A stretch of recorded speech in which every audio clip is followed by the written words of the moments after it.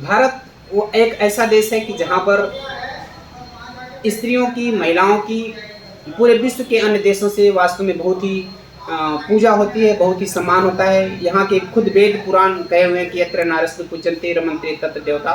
तो वास्तव में भारत एक ऐसा देश है कि जहाँ पर स्त्रियों का सम्मान होता है और वो पूजनीय होती हैं। और ये केवल कहने की बात नहीं है, आज हकीकत में देखा जा रहा है कि भारत की बेटियाँ देश के बड़े बड़े पदों पर, चाहे वो राष्ट्रपति हो, चाहे प्रधानमंत्री हो, चाहे राज्यपाल हो, चाहे डीएम हो, चाहे एसपी हो, चाहे कलेक्टर हो, या समाज सेवा हो, इंजीनियर हो, डॉक्टर हो, हर जगह पर आज बेटियां अपना परचम लहरा रही हैं। वो कभी दिन था कि लोग कहते थे नहीं बेटियां केवल चूल्हा चौका तक सीमित हैं, वह चीज़ें नहीं रही हैं अब। और हम सभी से यही निवेदन करेंगे, आग्रह करेंगे कि आप भी अपनी बेटियों को इस तरह के फाउंडेशन में मत रखें कि बेटियां केवल चूल्हा चौका तक सीमित रहेंगी, उनको भी आप सपोर्ट करें, वो आगे बढ़ सकें। तो इसी क्रम में आज हमारे साथ एक बिटिया नेहा बिंद हैं जो बीएससी इनका कंप्लीट हो चुका है और ये समाज सेवा की तरफ उन्मुख हैं। और ये जो है अभी हाल ही में मुख्यमंत्री जी से सम्मानित हुई हैं लखनऊ में। यह बहुत ही गर्व की बात है कि अभी तक इतनी छोटी उम्र में बिटिया को मुख्यमंत्री श्री योगी आदित्यनाथ जी ने सम्मानित किया, यह बड़े गर्व की बात है। तो हम खुद आइए बिटिया नेहा बिंद से मुखातिब होते हैं, उनसे पूछते हैं कि बिटिया आपका क्या यह कैसे योजना बनी, कैसे मन बना, आप कैसे समाज सेवा की तरफ बढ़ी। आप बीएससी कर रही थी, डॉक्टर बन सकती थी, हालांकि ठीक है भविष्य में आप डॉक्टर बन सकती हैं, लेकिन फिर भी आप समाज सेवा की तरफ कैसे मुख हुई? जी नेहा। जी मैं नेहा बिंद, मैं भदोही से हूँ। बोलो सुन लेते हैं। मुझे मतलब कि घर में देखने पे ये वाटर एक होता है, वाटर एनालाइजर, इसके थ्रू पता चला कि हमारी जो पृथ्वी का भूजल स्तर है कम होता चला गया, मतलब होता जा रहा है। तो मैंने सोचा कि हम महिलाएं ही सबसे ज़्यादा पानी का यूज करते हैं, क्यों हम ना सबसे आगे होके, मतलब हम महिलाएं जब लोगों को प्रेरित करेंगे तो महिलाएं ज़्यादा बिलीव करेंगी हाँ हमें पानी को बचाना चाहिए।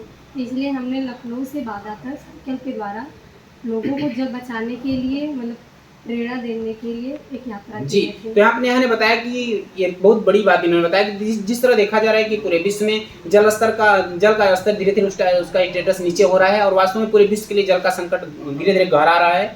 तो नेहा ने बताया कि हम लोग एक महिलाएं ही एक ऐसी हैं जो वास्तव में घर के कार्यों में ज़्यादा लगी रहती हैं और घर के कार्यों में पानी का जो है ज़्यादा उपयोग किया जाता है। तो इन्होंने एक इनके दिमाग में आया कि काश महिलाओं को हम जागरूक करने के लिए, उनको प्रेरित करने के लिए, जल को संरक्षित करने के लिए, जल को बचाने के लिए कुछ ऐसा करें जिससे कि लोग प्रेरित हों। और उसी के लिए यह जल मैराथन जो यहाँ लखनऊ से बांदा तक हुआ उसमें शामिल हुई एज ए साइकिलिस्ट और इनको मुख्यमंत्री जी ने सम्मानित भी किया। हाँ नेहा बताएं इसके आगे।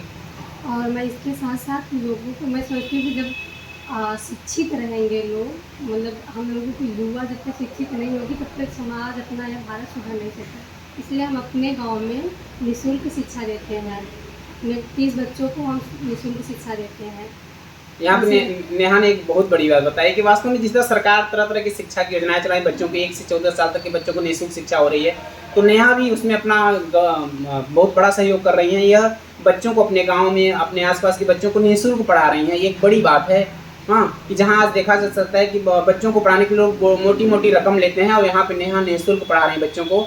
और वास्तव में इस नेहा के इस जज्बे को, इस समाज सेवा को, को कितना सलाम किया जाए वो कम पड़ रहा है। तो नेहा आखिर ये सब प्रेरणा को मिली कहाँ से? सर मुझे जल बचाने की प्रेरणा ये मुझे नायब सर के द्वारा मिली है। और बच्चों की पढ़ाने की, मतलब मैं जब 10th पास की थी तभी से स्टार्टिंग था, बट इसको भी मतलब प्रेरणा मुझे नायब सर के द्वारा ही मिली थी। ये अप्रैल से मैंने इसको और ज़्यादा संख्या में बच्चों को पढ़ाना स्टार्ट कर दिया कि शायद मैं पहले बहुत कम बच्चों को पढ़ा पाती थी, अब सर के मतलब प्रेरणा से और बच्चों को पढ़ा रही हूँ। मतलब जब मैं बच्चों का टेस्ट लेती हूँ तो सर बच्चों का प्रोत्साहन करने के लिए उनको पुरस्कृत करते हैं। जी। तो नेहा ने बताया कि नायब बिंद जो हैं उनके ही प्रेरणा से ये जल संरक्षण के लिए भी काम कर रही हैं और जो बच्चों को पढ़ा रही हैं कहीं कहीं उनका परोक्ष रूप से उनका भी सहयोग है। और वास्तव में ये एक बहुत बड़ी मिसाल है, एक बहुत बड़ा कार्य है कि जो इतना बड़ा काम ये कर रही हैं।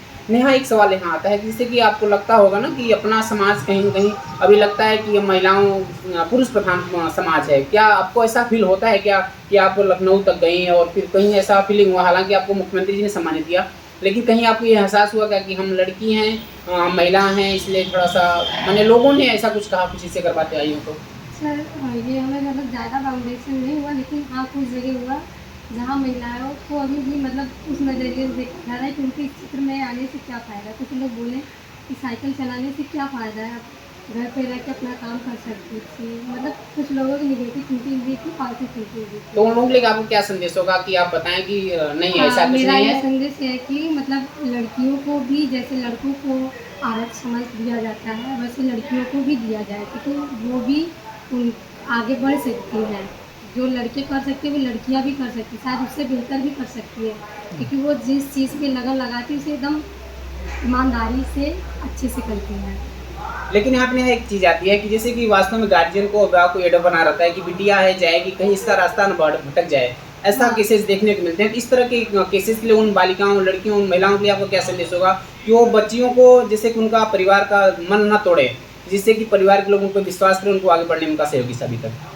हाँ, ये है, लेकिन इसमें सबसे ज़्यादा उत्तरदायित्व माता-पिता का है कि उन्हें अपने परवरिश पे विश्वास रहे। मेरा परवरिश अच्छा है तो मेरी बेटी कुछ कर ही नहीं सकती, ये सबसे ज़्यादा ज़रूरी है। जैसे मतलब कि बचपन से ही अगर हम मेरे हिसाब से अगर बच्चों को 18 साल तक बस आप देखभाल कर लें, उसके बाद उनको देखने की ज़रूरत ही नहीं पड़ेगी, क्योंकि यही एक एज है जिन मतलब आप उनके ऊपर फाउंडेशन कर सकते हैं। और उसके बाद आप अच्छे से अगर उनका परवरिश कर दिए हैं तो वो कुछ भी गलत ऐसा काम करेंगे भी नहीं। लेकिन हाँ, थोड़ा ये है, माता-पिता को 18 साल के बाद बच्चों को बच्चे के नज़रिए से नहीं, एक दोस्त के जैसे रखना चाहिए। तो अपना बात मतलब माता-पिता से सब कुछ शेयर कर तो सकें। नेहा का कहना है कि वास्तव में बच्चों को फ्रेंड की तरह रखना चाहिए। 18 की जब ऊपर हो जाए यानी बड़े हो जाएं जब बच्चे, तो उनको फ्रेंड की तरह रखना चाहिए, उनसे व्यवहार करना चाहिए। लेकिन उसके पहले एक बड़ी बात इन्होंने बताया कि वास्तव में बच्चों को शिक्षा के साथ साथ संस्कार देना बहुत जरूरी है। इन्होंने एक बहुत बड़ी बात कही कि यदि संस्कार बच्चों को दिया जाएगा, अपने बच्चों को अगर हम संस्कार देंगे तो किसी भी कीमत पे अपना रूट डाइवर्ट नहीं करेंगे और वो मिसलीडिंग नहीं करेंगे और गलत रास्ते पे नहीं जाएंगे। नेहा, आपका हमारे साथ बात करने के लिए बहुत बहुत धन्यवाद।